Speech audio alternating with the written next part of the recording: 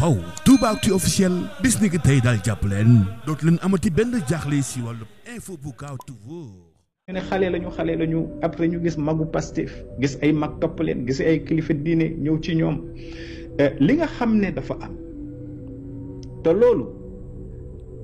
ñii nekk ci diine ji ñenn bokk wala ñu naan Souleymane moo wax lii analyse objective lañ fi mënatu sax def wala ñenn ñi bokk war nañ koo seetaat parce que xale yi dafa mel ne dañu opérer une union symbolique boole la foi militante ak la foi religieuse ba nga xam ne am na kilifa diine yoo xam ne jéem nañoo contrer Pastef jéem nañoo contrer Ousmane ci législative yi waaye ça n'a pas marché ça n'a pas opéré parce que xale yi unité symbolique boobu la ñu def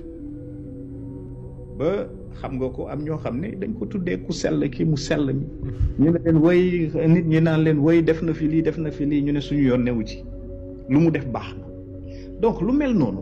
Diallo itamit masuta am guléet ci histoire Sénégal et loolu lépp boo ko boolee loo xam ni la amul un précédent et moom mooy justifier le mouvement de masse le mouvement de fond